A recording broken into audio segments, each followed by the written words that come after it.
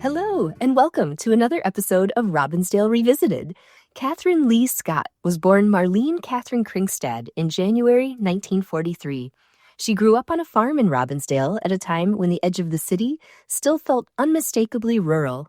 Long before she became known as an actress, author, and publisher, she was a Robbinsdale kid, shaped by family, farm work, and a strong sense of place. Her father was a Norwegian immigrant, and her mother was also of Norwegian descent. Their family came to Minnesota amid the upheaval and uncertainty of World War II.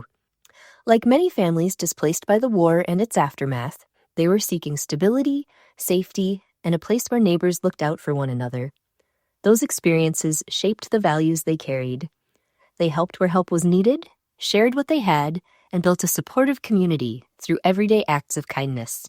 Farm chores came first, but creativity coexisted with practicality, and the family still found time for play. Her parents recognized her artistic instincts early and actively encouraged her interests in writing, reading, and performance. Like many Robbinsdale children of her generation, Scott grew up in a place that balanced small-town closeness with the pull of nearby big-time Minneapolis.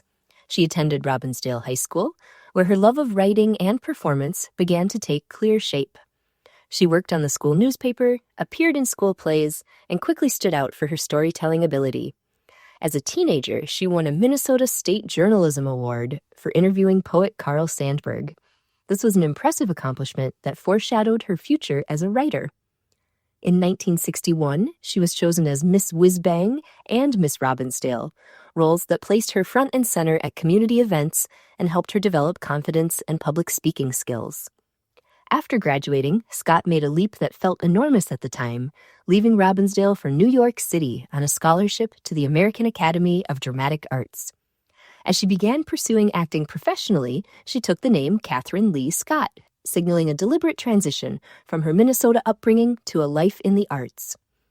While studying and auditioning, she supported herself by working as a Playboy bunny at the New York Playboy Club, an experience she later chronicled with wit and honesty in her book, The Bunny Years.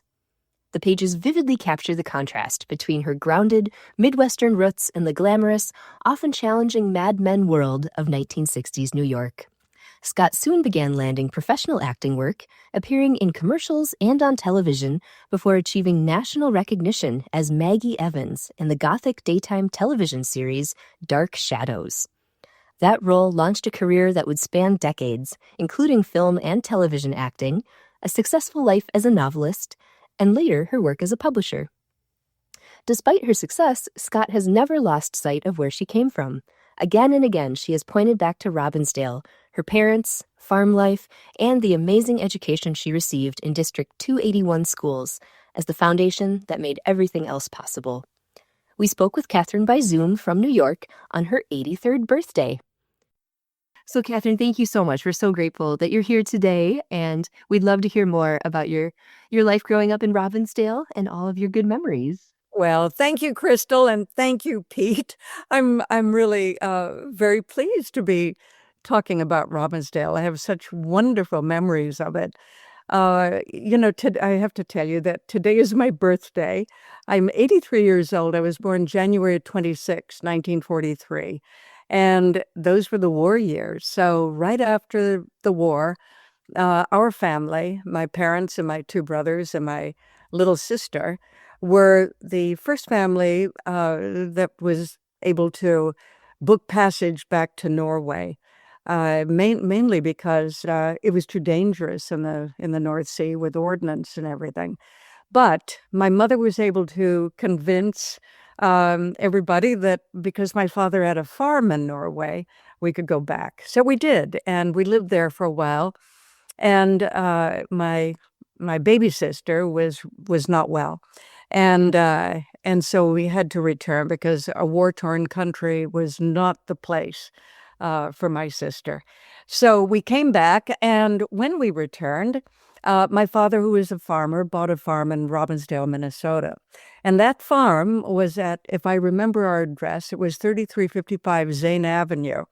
And it was on the corner of Zane and, Douglas Drive. Oh, this is terrible. I can't remember. 36th Avenue. 36th Street, whatever. So we were right on the corner there. And it was a small farm, but it was a beautiful farm.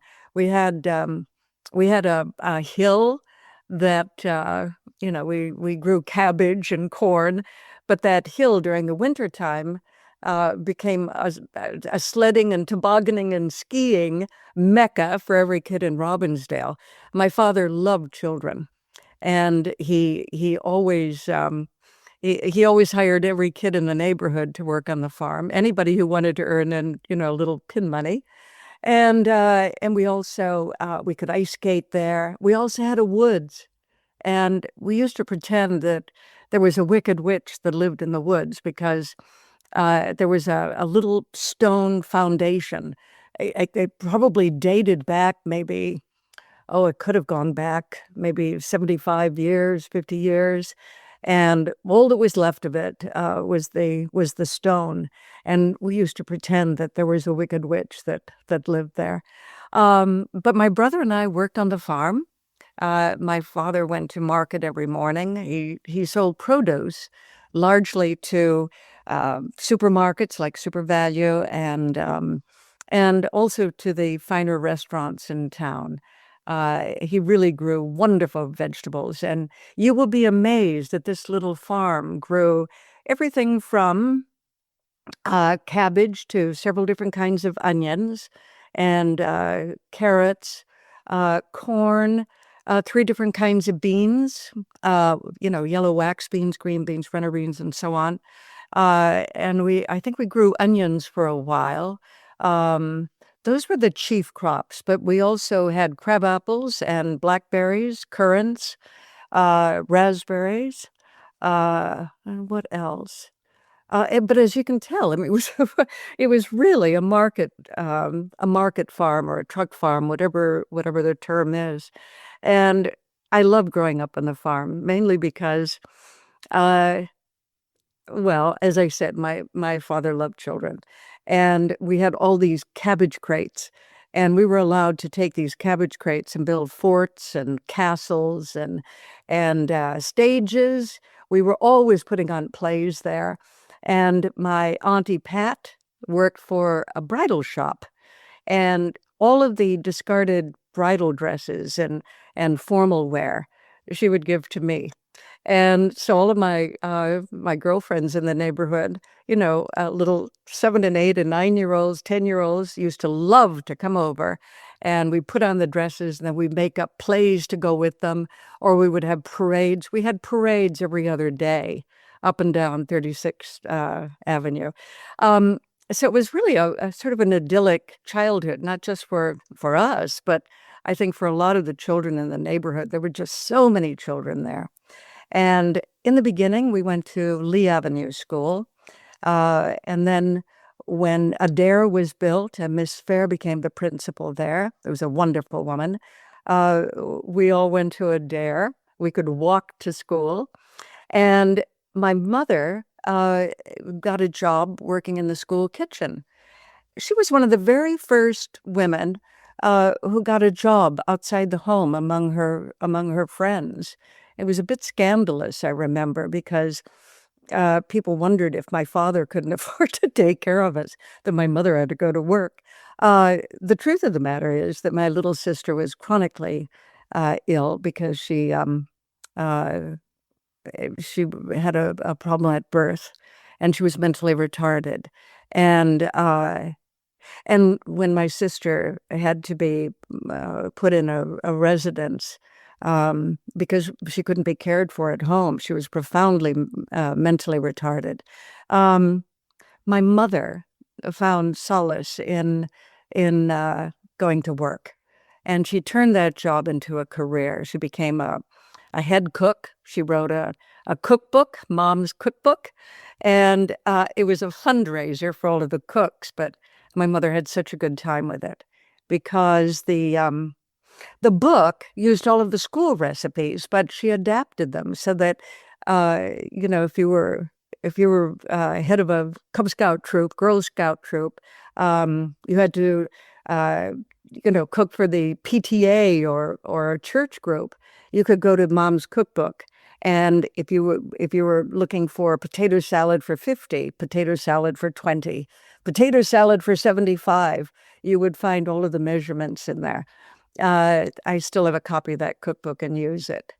So those are some of my earliest memories, along with discovering the Robbinsdale Library. It was the most wonderful. It was a little square building, brown stucco, and I used to go there every week. And what I remember the most, well, I know that when I walked in, went around the desk and into the back, 2 sections over, I would find all of my Betsy Tacy Tibb books by Maud Hart Lovelace, and those were my favorites. I read them over and over again, and I was a huge reader. The only books that we really had in the house were the sorts of books that a lot of people in Robbinsdale would have. I think there was a very active Encyclopedia Britannica door-to-door salesman who probably sold books to every household in Robbinsdale. Everybody had them. And I started off with A, and I worked my way all the way through. I just read it like a novel. I think my brother did too. But that was our reading. And we lived on the farm until I was 12 years old. And then my father sold the farm to a developer. You wouldn't recognize it now. There are houses. There are houses there. I hope they appreciate the creek, because I think the creek is still there. But of course, the woods are gone. And the meadow where my father grew most of the cabbage, but that's all houses.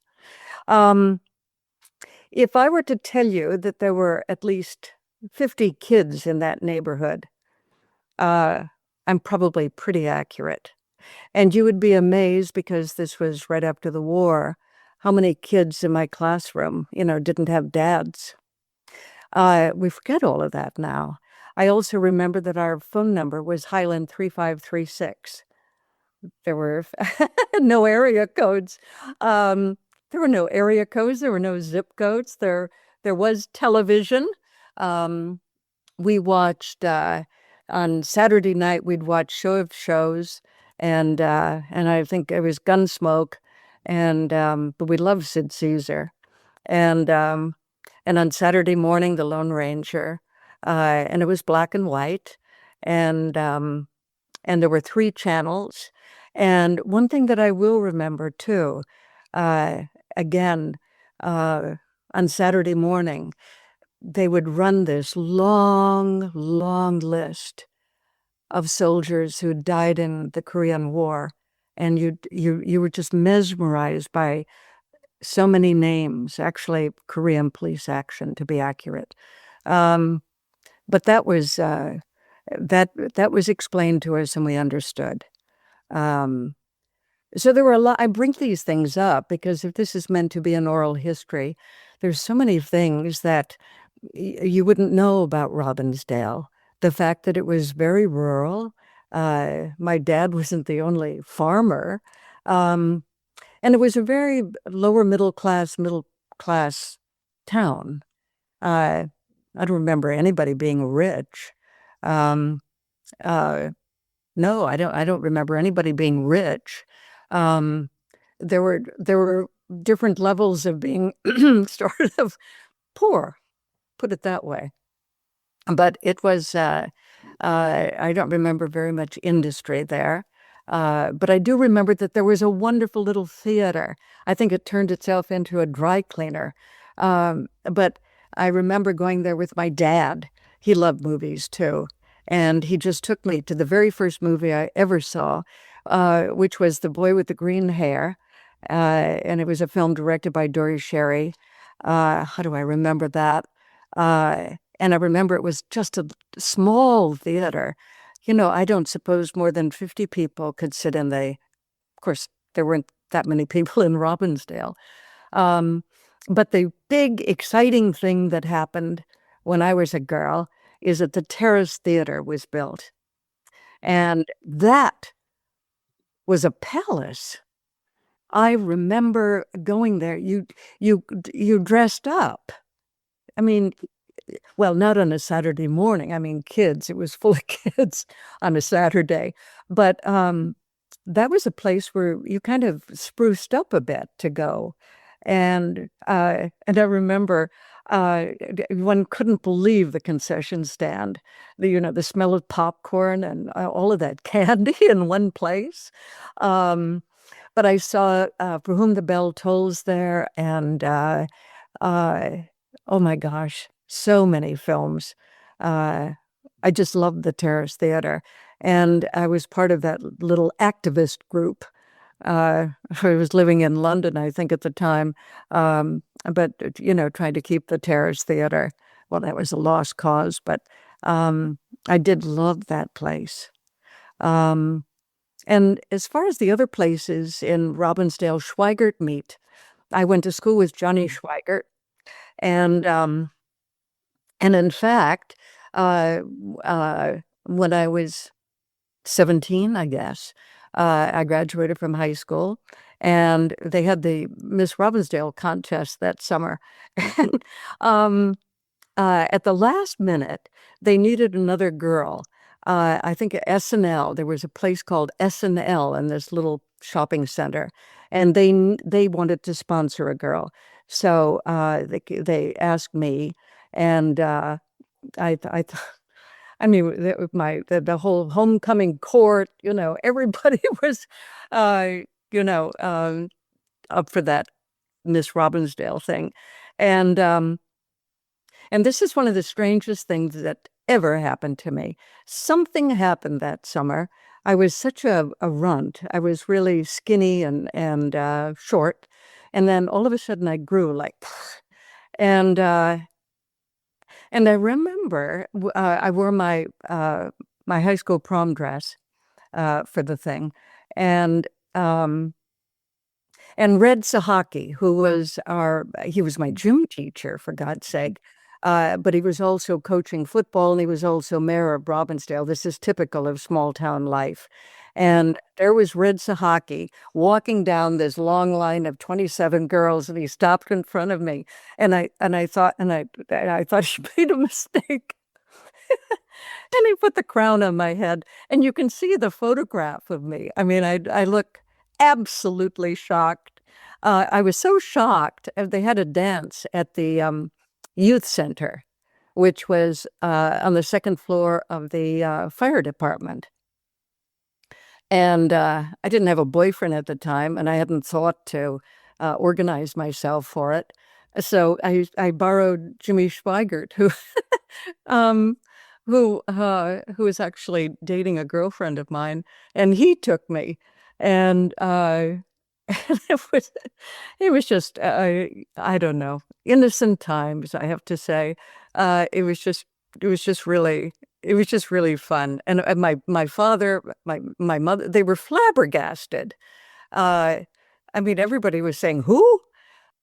Anyway, but it was really fun.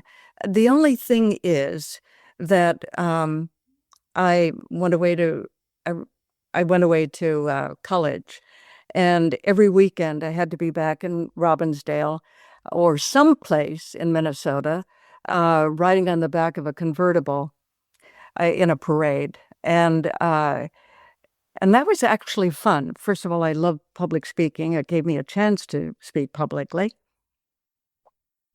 And that I really liked.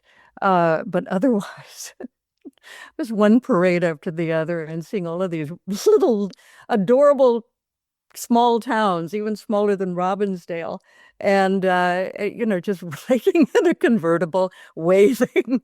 I had three dresses, and depending upon the weather, that determined which dress I would come home and put on and go to this thing. Anyway, and then I was in the Aquatennial that summer. Again, wonderful. I met the most wonderful group of girls, and it was really a fun thing to do. Um, and I think I was one of the first Miss Robbinsdales, but I love telling people now that I was Miss Whiz Bang Days. it gets a laugh, obviously. The other thing that I remember, I got a scholarship to the Northwestern University the summer I was 16. And I applied in both journalism and theater. I got a scholarship in theater. And I took the train to Chicago and went to Evanston for the summer. This was a turning point in my life because that it really meant that, I really found what I wanted to do. I mean, act and write. And toward the end of that summer, I, there had been the big coup in Cuba. Batista had been tossed out, and I thought I don't want to go back to my senior year in high school because all of my friends graduated. I wanted to go to Cuba, so I wrote to my brother asking him to clean out my savings account, send me the money. I was going to take a bus to Florida and then take the boat across to Cuba. And I was sure Castro would welcome me in open arms. And I knew how to drive an Ellis Chalmers tractor, so I figured I'd get a job harvesting sugarcane. This was my big plan. And my parents got wind of it, and they drove out to Evanston with my kid brother to pick me up. That was not fun. It was a long ride home. My father was not happy. It was in the middle of harvest. That was so then I endured my senior year in high school. The other wonderful thing that happened, Carl Sandburg Junior High opened up, and they brought Carl Sandburg out. He was an amazing poet, and I was assigned to interview him. So I read all of his poems, the Chicago poems, and then my father said that he had met Carl Sandburg down in Seven Corners in Minneapolis. That it was a place for hobos and artists, and and my father, and when he came over from Norway, kind of hung out there along with all the other Norwegians and belonged to a dance group and a theater group and whatnot. And then he also knew Brenda Euland, who was quite famous back in the day. And he said, Brenda Euland will probably be there, and described her. And then my mother suggested that I wear the red wool suit that I made in home ec, because I'd stand out. Well, I did, because they had KSTP and WCCO and all of these places from Fargo and as far away as Chicago. And I stood there with my little steno notebook, and Carl Sandburg called me up to stand at the desk. I think he was quite giving the bird to the media. And he asked me to read my questions, and he would answer them. Of course, I was writing out my answers. And anyway, I wrote a piece for the Robbinsdale newspaper, and I was so excited. I won the state award in journalism, and I think my proudest moment is on award day. I was called up to get my award, and then I was back at my locker, and the captain of the wrestling team came up to me and congratulated me. I didn't even think he knew who I was. But athletics, that was the big thing. Theater, journalism, that didn't count for anything. And then the other thing is that I won a state award in drama. I did Strindberg's Miss Julie, and that was amazing. Again, meeting all of these people from the other schools and competing for that. That was exciting. That was really fun. So those are the standout things that I remember, and I haven't given you a chance to ask a question. But if I didn't tell you everything, I would start forgetting. But my memories of Robbinsdale are just so happy, and in school, I was I was the kid that, hung out with the theater department and the journalism, I wasn't the sporty one. I wasn't, homecoming cheerleader Mhm. kind of a gal. I really wasn't. Um, so the fact that I went to such an amazing school, District 281 is a blessing.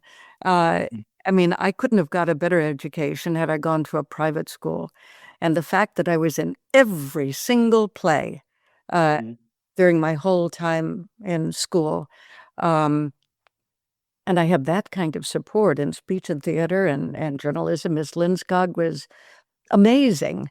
Another thing you should know is that in my junior and senior year, when I was involved with the school newspaper, every single person in my journalism class in Robbinsdale High School went on to a career in journalism.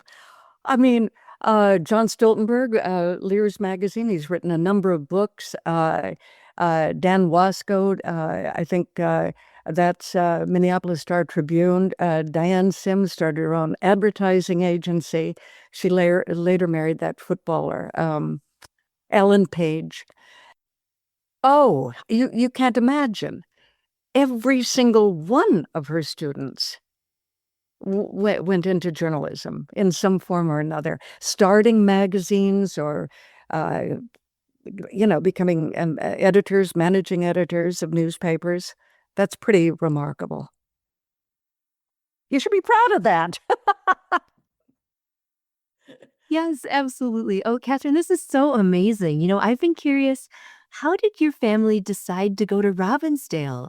Did they have family here already, or how did that happen? When my father came over from Norway, he had he first had his aunt who lived on a farm in North Dakota with Jim Wenstrom. Her name was Anna, and his name was Jim Wenstrom, and he was I think he was the first baby born uh, in that territory, and he went on to become first senator out of North Dakota. And he had a big farm, and my father worked his farm, and then he moved to Minnesota and started working on farms, eventually buying a farm. And again, he had another cousin who lived in Minnesota, and that's in Osseo or something like that, I believe. And he worked there. And then I think that when we went to Norway in 1946, he had a farm in Norway that he gave to the next oldest brother. He had a family of 9 brothers and sisters. So I think that having sold the farm in Minnesota to make that trip to Norway, he had some money to buy a little farm in Robbinsdale. I think Robbinsdale, because it was North Minneapolis, it was still farming country, and you could buy a decent farm for not very much money. I remember when all of those houses were being built along, was it called Lake something Drive? It's as you sort of an extension of you go up 42nd Street. I don't know. Mm. When those houses were built, when I was a little girl, I was probably maybe 10 or 11, 9 maybe. Those houses were only $13,000, and they were like mansions. They really were. It was $13,000. So if my father bought his farm for, I don't know, a few $1,000s, that's probably what it was. We didn't have money. We really didn't. But then nobody did. And it sounds like you had such a great family that your parents did a little bit of acting. Did I read that they did skits and acting around town? They did. Both of them loved the arts. Both of them could sing. They were wonderful dancers. They belonged to a Norwegian folk dancing group, and they started doing theater together. And that was, and again, I'm talking about way back when, the hub for the Norwegian community was really around Lake Street and Seven Corners and, that area, around where the Mindekirken is, the Norwegian Lutheran Church. And they really involved themselves in those kinds of cultural things. And then they started writing plays. And that was always a lot of fun because my mother wanted to rehearse, my dad didn't want to rehearse, so there was always a lot of carrying on before they went someplace to do something. My father was very funny, and he was a wonderful public speaker. And he was president of the Sons of Norway for a while, and both of them were very, very involved in DFL politics. They were very supportive of Humphrey Freeman and so on. And in a way, I think that they instilled that in my brother and me. I keep referring to one brother. I have two, but the other one is younger, so much younger. So he didn't get the belly full of it that we did. And we'll be continuing our conversation with Kathryn Leigh Scott on the next episode of Robbinsdale Revisited. Thanks for listening. I'm Crystal Boyd.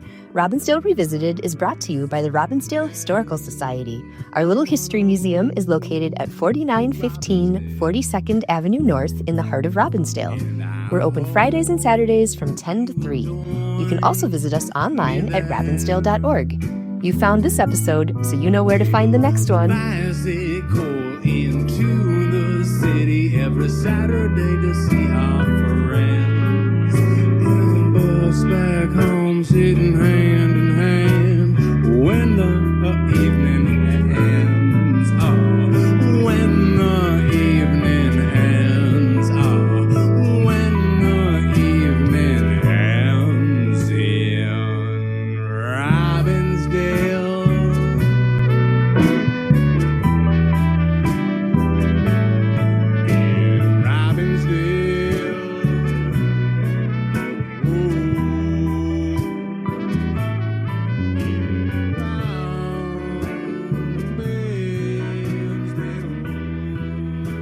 Our theme music is provided by Gabe Barnett and Them Rounders.